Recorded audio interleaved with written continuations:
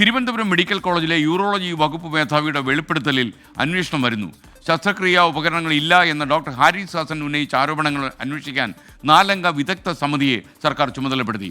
Alappuzha medical college principal, Kottayam medical college superintendent ഇങ്ങനെയുള്ളവരുൾപ്പെടെ 4 പേര് ഈ സംഘത്തിലുണ്ട്.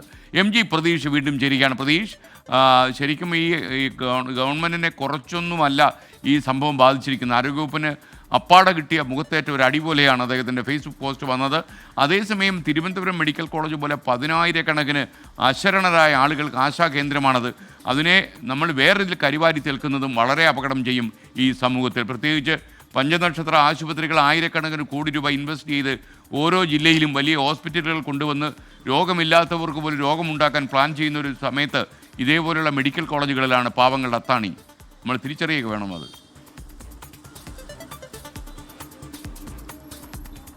SKN തീർച്ചയായും സംസ്ഥാനത്തെ സർക്കാർ ആശുപത്രികളിലെ മുഴുവൻ ഡോക്ടർമാരുടെയും പ്രതിനിധിയായാണ് ഡോക്ടർ ഹാരിസ് അന്ന് ഫേസ്ബുക്കിൽ തുറന്നു പറഞ്ഞത്. അത്രത്തോളം പ്രതിസന്ധി പല മെഡിക്കൽ കോളേജിലും നിലനിൽക്കുന്നുണ്ട്. തിരുവനന്തപുരം മെഡിക്കൽ കോളേജിലെ യൂറോളജി വിഭാഗം അത്രത്തോളം ഗുരുതര പ്രതിസന്ധി നേരിട്ടതോടുകൂടിയാണ് അത് ഫേസ്ബുക്കിലൂടെ തന്നെ അദ്ദേഹം തുറന്നു പറഞ്ഞത്. ആ വെളിപ്പെടുത്തലിലാണ് ഇപ്പോൾ ആരോഗ്യവകുപ്പിന്റെ സമഗ്രമായ അന്വേഷണം വരാൻ പോകുന്നത്. ഇന്ന് അന്വേഷണം ആരംഭിക്കും. 4-അംഗ വിദഗ്ധ സമിതിയാണ് ആരോഗ്യവകുപ്പ് ഇതിനായി ചുമതലപ്പെടുത്തിയിരിക്കുന്നത്. ആലപ്പുഴ മെഡിക്കൽ കോളേജ് പ്രിൻസിപ്പലിന്റെ നേതൃത്വത്തിലായിരിക്കും അന്വേഷണം നടക്കുന്നത്. മെഡിക്കൽ കോളേജ് പ്രിൻസിപ്പലിന് പുറമെ ആലപ്പുഴ മെഡിക്കൽ കോളേജിലെ നെഫ്രോളജി വിഭാഗ മേധാവിയും കോട്ടയം മെഡിക്കൽ കോളേജിലെ സൂപ്രണ്ടും അവിടുത്തെ തന്നെ യൂറോളജി വിഭാഗ മേധാവിയുമാണ് ഈ അന്വേഷണ സംഘത്തിലുള്ളത്.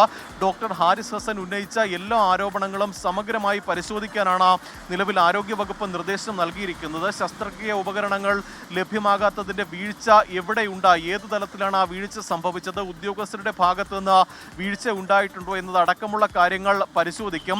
മാസങ്ങൾക്ക് മുമ്പ് തന്നെ ആരോഗ്യമന്ത്രിയുടെ ഓഫീസിനെ അടക്കം ഈ പ്രതിസന്ധി അറിയിച്ചതായിരുന്നു എന്നതാണ് ഡോക്ടർ ഹാരിസ് ഹസൻ പ്രധാനമായും പറഞ്ഞത്. ഈ വിഷയങ്ങളിലടക്കം അന്വേഷണം നടക്കും. ഈ യൂറോളജി വിഭാഗത്തിന് പുറമെ തിരുവനന്തപുരം മെഡിക്കൽ കോളേജിലെ മറ്റ് വിഭാഗങ്ങളിലും ശസ്ത്രക്രിയാ ഉപകരണങ്ങളുടെ പ്രതിസന്ധി ഉണ്ട് എന്ന് ഡോക്ടർമാർ ഇതിനോടകം തന്നെ തുറന്നു പറഞ്ഞിട്ടുണ്ട്.